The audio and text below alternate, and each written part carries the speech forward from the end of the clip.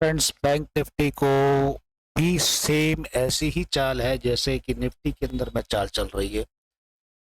तो कहने का मकसद ये है कि दोनों एक ही तरह से काम कर रहे हैं। अगर हम इसे देखें कि आज की डेट में ऊपर से नीचे तो आया है, बिल्कुल ऊपर से नीचे आया है, और ये एक डाउन ट्रेंड, छोटा सा डाउन ट्रेंड दिखाने की कोशिश कर रहा है।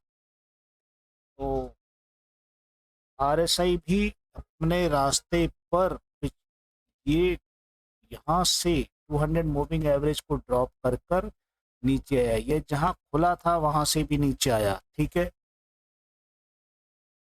अब इसको अगर हम ऑप्शन चैन में देखें, करीबन ये 55,711 के आसपास है। तो ऑप्शन चैन में देखते हैं इसको। ऑप्शन चैन 55,711 के आसपास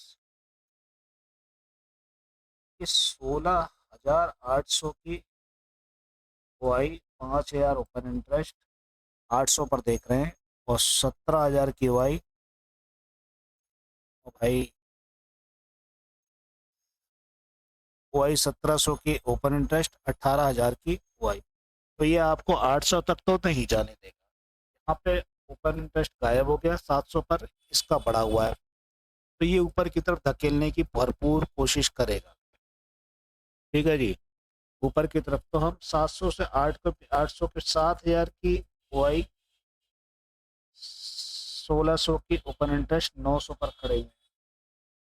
7,000, 14,000 की बुआई और 5,000, ये यहाँ भी नहीं जाने देगा, इससे भी नीचे कर देगा। अब सपोर्ट सबसे ज्यादा बढ़ कहाँ रहा है? ये 34,000 की ओआई, 5,000 की ओआई।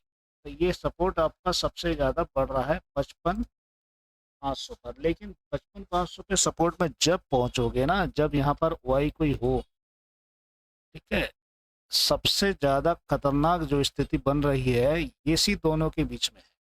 तो अब मेरा कहने का मकसद सिर्फ इतना है कि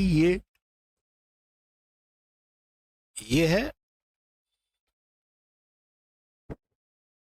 55,560। 55,560 के दरमियान ही ये चीजें चलेंगी। इससे ज्यादा कोई ऑपरेशन दिख नहीं रहा इसके अंदर में।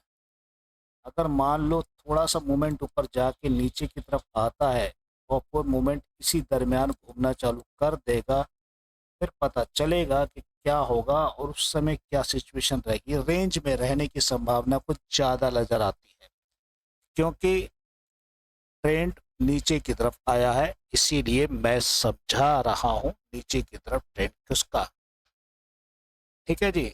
इस बात को ध्यान रखते हुए आपको ध्यान रखना हो, ठीक है।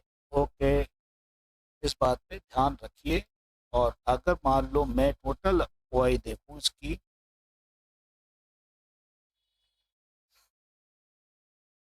6 लाख ओआई, 21 लाख वॉल्यूम, 4 लाख, और 17 लाख का वॉल्यूम।